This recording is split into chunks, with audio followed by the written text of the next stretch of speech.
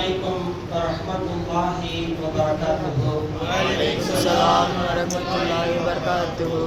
إن الله وملائكته يصلون على النبي يا أيها الذين آمنوا صلوا عليه وسلموا تسليما.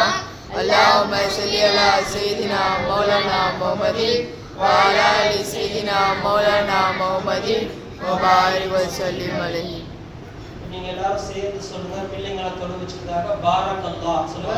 பாரக்கல்லாஹ் பாரக்கல்லாஹ் மாஷா அல்லாஹ் மாஷா அல்லாஹ் லா ஹவுல லா ஹவுல வலா குவத வலா குவத இல்லா பில்லாஹ் இல்லா பில்லாஹ் அப்படின்னு ஒரு வார்த்தை நம்ம சொல்லிக்கணும். ஏன்னா பிள்ளைங்களை தொழு வச்சிருக்கிறாங்க. அதுல கண்ணீர்கள் வந்துடும். அதுல என்ன ஆயிடும், கண்ணீர்கள் வந்துருச்சுன்னா எதாச்சும் ஒரு நோயோ பிரச்சனையோ நம்ம போய் மாட்டிப்போம். அதனால எப்பவுமே நீங்க ஒரு நல்ல ட்ரெஸ் போடுறீங்க, யாராவது உங்களை பார்த்தா நல்லா இருக்கு. நேற்றே இந்த விஷயத்த நான் சொன்னேன் உங்களுக்கு. அப்ப நீங்க பாரக்கல்லான்ற வார்த்தையை பயன்படுத்தினீங்கன்னா அது அவங்க அந்த கண்ணீரை அவங்களை கொண்டு போய் தாக்காது. அதான் இன்ஷாஅல்லாஹ் நீங்க எல்லாம் பார்த்தீங்க. பிள்ளைங்களாம் சந்தோஷமா தொழு வச்சாங்க. இன்னைக்காச்சும் 4 ரக்காத் தொழு வச்சாங்க. நாளைக்கு நிறைய பேர் கியூல நிக்கிறாங்க. 2 ரக்காத்தா தொழு வச்சாலும் பரவாயில்ல. நாங்கெல்லாம் தொழு வைப்போம். எல்லா பசங்களும் அடம் பிடிச்சிட்டு இருக்காங்க. இன்ஷாஅல்லாஹ் எல்லா பிள்ளைகளும் தொழு வைப்பாங்க. நீங்க எல்லாம் துவா செய்யுங்க இன்ஷாஅல்லாஹ். அதே மாதிரி நாளைக்கு 2 ஆலிம் சார் தொழு வச்சு ஆலிம் சார் பயான் பண்ணுவாங்க முன்னாடி இன்ஷாஅல்லாஹ். அற்புதமான பயான் பண்ணுவாங்க. ஜமீலோ பிரியார் சத்தார் இந்த நாளைக்கு இன்ஷாஅல்லாஹ் உங்களோட பயான் பண்ணுவாங்க. 10 நிமிஷம் பேசுவாங்க. ஏன்னா கடைசி பயான். அதுக்கப்புறம் தராவி இருக்கான்னு தெரியாது. அதனால எனக்கு பதில் இப்போ நானே பேசிட்டு இருந்தா உங்களுக்கு போர் அடிக்குதா இல்லையா? எப்போ பார்த்தாலும் சேனல் உட்காந்துறாரு அப்படின்னு உங்களுக்கு தெரியுதா இல்லையா? இப்போ நாளைக்கு 2 பேர் அவங்க பேசும்போது உங்களுக்கு போரே அடிக்காது. அவ்வளோ அற்புதமா அவங்க பேசுவாங்க இன்ஷாஅல்லாஹ். அல்லாஹ்வுடைய மாபெரும் கிருபை. அல்லாஹ் நம் அனைவரையும் இந்த ரமதானிலும் நம்மை ஒன்று சேர்த்து அல்லாஹ்வை பற்றி பேசுவதற்கு அற்புதமான ஒரு வாய்ப்பை அல்லாஹ் நமக்கு தந்திருக்கிறார். அல்லாஹ் குர்ஆனிலே சொல்லி காட்டியிருக்கிறார், ஃபஅலம் அன்னஹு லா இலாஹா இல்லல்லாஹ். நீங்கள் விளங்கிக் கொள்ளுங்கள், திருக்கலிமா லா இலாஹா இல்லல்லாஹ் என்பதை விளங்கிக் கொள்ளுங்கள் என்று அல்லாஹ் சொல்றார். என்ன இருக்குது திருக்கலிமா லா இலாஹா இல்லல்லாஹ் என்று சொன்னால், நீங்க ஒரே ஒரு விஷயத்தை விளங்கிக்கங்க. நான் சுயமாக இருக்கிறேன், நான் தான் இதை செஞ்சேன், நான் இல்லைன்னா இது எதுவுமே இல்லை. அப்படி சில பேர் சொல்றாங்க இல்லையா, நான் வியாபாரத்துக்கு போயிருந்தேன் வச்சுக்கோ, நான் பேசுற பேச்சே வேற, வியாபாரம் 2 மடங்கு பண்ணுவேன் நான் சொல்ற மாதிரி இல்லையா? அவர் புதுசு அந்த வியாபாரத்துக்கு அவரு, அதனால அவருக்கு தெரியல. அந்த வார்த்தையை பயன்படுத்தாதீங்க. ஒண்ணுமே இல்லாதவன் எல்லாம் கொண்டு மிகப்பெரிய செல்வத்தை எல்லாம் கொடுத்துருவான். ஏன் அந்த வார்த்தை சொல்லாதீங்கன்னு சொல்றான்ல? லா இல்லை, எது இல்லை, எந்த மனிதனும் சுயமாக இல்லை. அல்லாஹ் நம்ம கூட இருக்கிறதுனால பேசுறோம், அல்லாஹ் நம்ம கூட இருக்கிறதுனால பார்க்கிறோம், அல்லாஹ் நம்ம கூட இருக்கிறதுனால என்ன செய்யறோம், கேட்கிறோம். அல்லாஹ் நம்ம கூட இல்ல, இது எதுவுமே நடக்காது. எனவே நீங்க என்ன செய்யுங்க, அல்லாஹ்வுடைய கிருபை. அல்லாஹ் என்ன செஞ்சான், இந்த மாதிரி வியாபாரம் செய்ய வச்சான்னு கான்டாக்ட் அங்க வச்சுக்கோங்க. நான் என்பதை எடுத்துருங்க. அப்படி எடுத்துட்டீங்க, உங்க வாழ்க்கையில நீங்க எல்லாமே என்ன செய்வீங்க, உங்க வாழ்க்கையில எல்லாமே வெற்றி தான். லஅல்லகும் துஃப்லிஹூன் அப்படி சொல்றோமா இல்லையா? லஅல்லகும் துஃப்லிஹூன் சொன்னா என்ன, நீங்கள் நிச்சயமாக வெற்றி அடைய கூடும். என்ன வெற்றி? வெற்றினா என்ன வெற்றி? வியாபாரத்துல வெற்றி. உங்க வாழ்க்கையில ஷிர்க் கலக்காது. கலிமா நீங்க லா இலாஹா இல்லல்லாஹ் பயன்படுத்துறீங்கன்னா முதல்ல உங்களுக்கு கிடைக்கும் மிகப்பெரிய பாக்கியம் என்னன்னா, அல்லாஹ் உங்களை ஷிர்க்கை விட்டு காப்பாத்திடுவான். இன்னைக்கு ஷிர்க்னு சொல்லி ஒரு கதை சொல்றாங்களா இல்லையா? இன்னைக்கு ஷிர்க்னா என்னதுங்க, நமக்கே டெஃபினிஷன் தெரியும். அதுக்கு ஊதுபத்தி கொடுத்துறது, சாம்பிராணி போடுறது, அதே மாதிரி தர்காவுக்கு போடுறது, மௌலித் ஷரீஃப் ஓதுறது, இதெல்லாம் ஷிர்க்னு சொல்லி உட்கார்ந்துறாங்க மடப்பையன். ஷிர்க் என்று சொன்னால் என்ன தெரியுமா? அசல் என்ன தெரியுமா? அல்லாஹ்வுக்கு சொந்தமான ஒன்றை இது என்னுடையது என்று சொல்வதற்கு பேர் ஷிர்க். நீங்க நல்லா விளங்கி வச்சுக்கோங்க. இந்த ஊதுபத்தி கொடுத்ததெல்லாம் விட்டுருங்க. இன்னையோட ஷிர்க் வியாபாரம் பண்ணாங்களா இல்லையா? ஷிர்க் வியாபாரம் அதெல்லாம் விட்டுருங்க. ஷிர்க் என்று சொன்னால் அல்லாஹ்வுக்கு சொந்தமான ஒன்றை தனக்கு உரியது என்று சொல்றானே, அதற்கு பேர் தான் ஷிர்க். அதனாலதான் நான் செஞ்ச சொல்லாதீங்கன்ற, நான் பேசுறேன், நாங்க போனா என்ன நடக்கும் தெரியுமா? தலைகீழ மாத்திருப்பான். நான் சொல்லவே சொல்லாதீங்க. தன்னை இல்லாம ஆக்குங்க. என் கூட அல்லாஹ் தான் இருக்கிறான், அவன் தான் என்னிலிருந்து செயல்படுறானே தவிர அவன் இல்லைன்னா நான் இல்லைன்னு தன்னை நீங்க பணிவாக்கிக்கங்க, தன்னை நீங்க குறைச்சு மதிப்பிடுங்க. அல்லாஹ் உங்களை உயர்த்திட்டே போவான். இந்த பிள்ளைங்களாம் தொழுவிக்கணும். நான் அல்லாஹ் கிட்ட சொன்னேன், யா அல்லாஹ் இது என்னுடைய திறமையோ என் சாமர்த்தியமோ கிடையாது, அந்த பிள்ளைங்க கூட நீ தான் இருந்த. நான் அல்லாஹ் கிட்ட என்ன சொன்னேன், யா அல்லாஹ் அந்த பிள்ளைங்க கூட நீ தான் இருக்கிற. அந்த பிள்ளைங்களுக்கு சூரா ஓத தெரியும், ருக்கு கரெக்டா செய்வாங்க, அழகா ஓதுவாங்க, அதெல்லாம் ரெண்டாவது. நீ அவங்க கூட இருக்கிற, அதனால அந்த பசங்க ஓதுறாங்க அப்படின்னு தன்னை வந்து அந்த இடத்துல இல்லாமல் ஆக்கிடுங்க. இப்ப எப்படி தொழு வச்சாங்க எல்லாரும் பாத்தீங்களா இல்லையா? அற்புதமா தொழு வச்சாங்க எல்லா பசங்க. ஏன் காரணம் என்ன? அந்த வார்த்தையை நீங்க பயன்படுத்துற அல்லாஹ் விரும்புறான். ஏன் நம்ம சொல்றோமே எல்லா புகழும் அல்லாஹ்வுக்கு, ஏன் அப்படி சொல்லணும்? அவன் தான் புகழுக்கு உரியவனாச்சே. இப்ப நான் என்ன கேட்கிறேன், உங்களோட ஒரு கேள்வி கேட்கிறேன். சுபஹானல்லாஹ் அப்படின்னு நம்ம சொல்றோம். சுபஹானல்லாஹ் என்ன அர்த்தம்? அல்லாஹ் பரிசுத்தமானவன். இப்ப நான் என்ன கேட்கிறேன், நீங்க சொன்னதுனால அல்லாஹ் பரிசுத்தமானவனா அல்லது அல்லாஹ் தஆலா ஆல்ரெடி பரிசுத்தமாக இருக்கிறானா? சொல்லுங்க. ஆல்ரெடி பரிசுத்தமானவனா இருக்கிறான். சரி, அப்படி பரிசுத்தமான அல்லாஹ்வை ஏன் நம்ம சுபஹானல்லாஹ் ஏன் நம்ம சொல்லணும்? அவசியம் என்ன?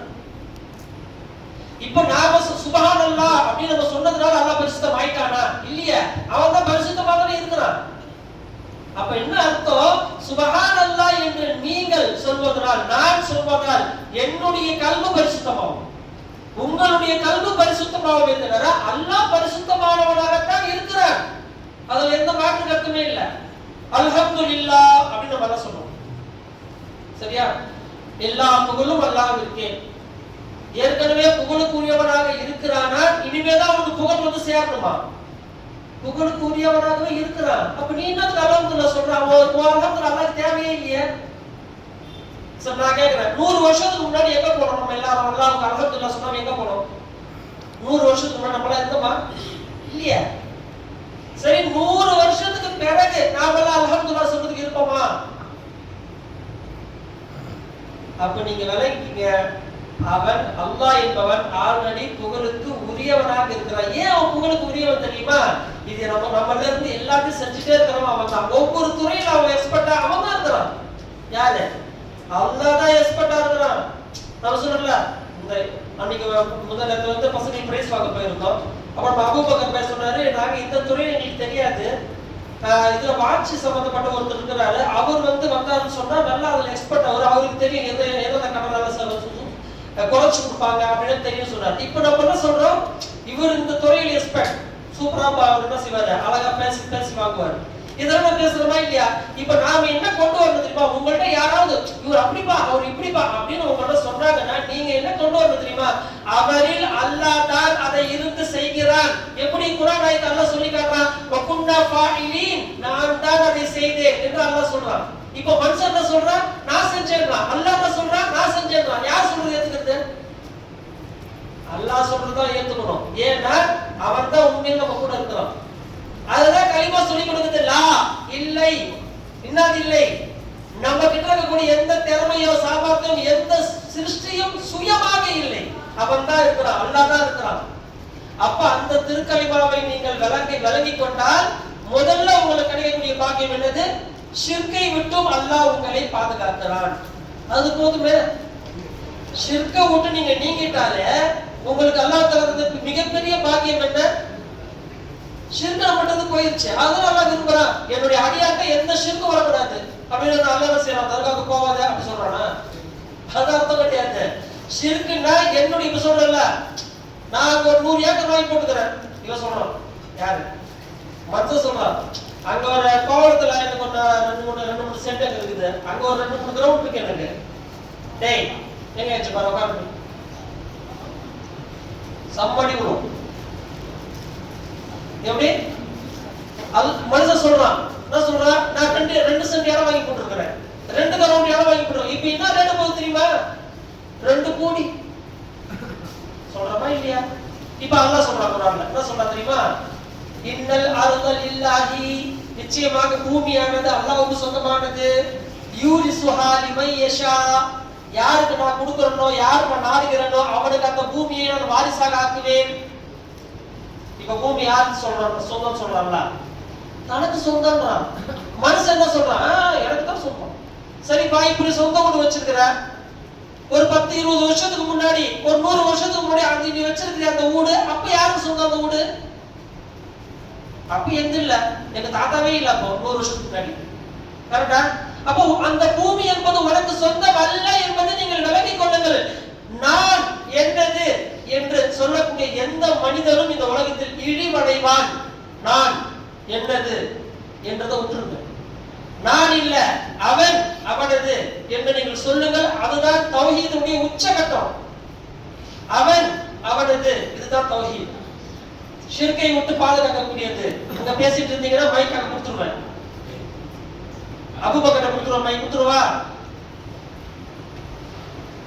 அப்ப நீங்க இன்ஷாஅல்லாஹ் விளங்கி வச்சுக்கீங்க. திருக்கலிமா லா இலாஹ இல்லல்லாஹ் என்பது எந்த அளவுக்கு அல்லாஹ் தஆலா நம்ம உணர்த்தி காட்டுறான். அந்த திருக்கலிமா விளங்குறதுக்கு தான் நம்ம என்ன செஞ்சிருக்கிறோம், பாடுபட்டுட்டே இருக்கிறோம். நீங்க எல்லாரும் திருக்கலிமா விளங்கிருங்க. நம்ம வாழ்க்கை எப்படி மாறிடும் தெரியுமா? எந்த பிரச்சனையுமே இல்லாம போகும். அடுத்த ஸ்டெப் கூட அல்லாஹ் தஆலா என்ன செஞ்சிருவான், நம்ம வாழ்க்கையில அற்புதமா உயர்த்திடுவான். ஏன் உயர்த்துற காரணம் என்ன? நீங்க கலிமா விளங்குறதுக்கு காரணமாக. நீங்க கலிமா விளக்கல நான் என்னது கடைசி வரையும் போயிடுவீங்க. அதனாலதான் இந்த பூமியில என்ன செய்யறாங்கன்னாக்கா, பணத்தை பெருசா நினைக்கிறான், பூமியை சொத்தை பெருசா நினைக்கிறான், நகையை பெருசா நினைக்கிறான். ஏன்னா அவங்க அமர்ந்து நினைக்கிறாங்க. இது என்ன, நான் தான் சம்பாதிச்சேன், அது எந்த தானே அப்படின்னு நினைக்கிறான். நீ எப்பமா சம்பாதிச்ச? உன்னுடையது கிடையவே கிடையாது. அது எல்லாமே அல்லாஹ்வுக்கு உரியதுதான். வலில்லாஹி மா ஃபிஸ் ஸமாவாதி வ மா ஃபில் அர்த். எத்தனை ஆயத்துகள் குர்ஆன்ல அல்லாஹ் இன்னொரு ஆயத்துல சொல்றான், லஹு மகாலிது ஸமாவாதி வல் அர்த். வான பூமியினுடைய சாவி கையில இருக்குன்றான். 7 வானம் 7 பூமி, அந்த 7 வான பூமியினுடைய சாவி யார் கையில இருக்கு? என் கையில இருக்குன்னு அல்லாஹ் சொல்லும்போது நீ என்ன இது ஏன் மூடு ஏன் சொந்தமா பண்ண உட்கார்ந்து இருக்கிற? எனவே சொந்த வீடு இல்லாதவர்கள் கவலைப்பட தேவையில்லை. சொந்த வீடு இருப்பவர்கள் எனக்கு வீடு இருக்கிறது பெருமிதம் கொள்ள வேண்டிய அவசியம் இல்லை. ரெண்டுமே அல்லாஹ்வுக்கு முன்னாடி சமமானவர்கள் தான். எத்தனையோ பேர் சொந்த வீடு வச்சிருந்தா அந்த வீட்டை புடுங்கி என்ன செஞ்சா, ஏழைகளுக்கு எத்தனையோ பேர் ஏழைகளுக்கு எல்லாம் கொடுத்துட்டான். நம்ம சொல்றோமே இல்லையா, உங்க அப்பா எவ்வளவு பெரிய பணக்காரா இருந்தாரு, என்ன பண்ணி பிளாட்ஃபார்ம்ல வேலை பார்க்கறான். உங்க அப்பா எவ்வளவு பெரிய செல்வந்தரா இருந்தாரு, என்ன பண்ணி ஹோட்டல்ல வேலை செய்யறார். உங்க அப்பா எவ்வளவு பெரிய பணக்காரா இருந்தாரு, என்ன டீ கிளாஸ் கழுவிட்டு இருக்கிறார். சொல்றோமா இல்லையா, பாக்குறோமா இல்லையா? ஏன் போச்சு அந்த வாழ்வு? நான் என்னது அதை விட்டுருங்க. இப்ப என்ன சொல்லுங்க, தக்வா குழந்தைகளுக்கு சொல்லி கொடுங்க. நானும் இல்ல என்னதும் இல்ல, அவன் அவனது. இந்த கலிமா லா இலாஹ இல்லல்லாஹ் சொல்லி தரக்கூடிய அற்புதமான பாடம் என்ன? அவன் அவனது. அவனுக்கு தான் இந்த உலகத்துல இருக்கிற எல்லாமே அவனுக்கு தான் சொந்தமானது. இப்படி ஒரு மனிதர் சொன்னார், அவர் ஷிர்கை விட்டு பாதுகாப்பு. அல்லாஹ்வுக்கு உரியது எந்துன்றார். நாம என்று சொல்லவே கூடாது.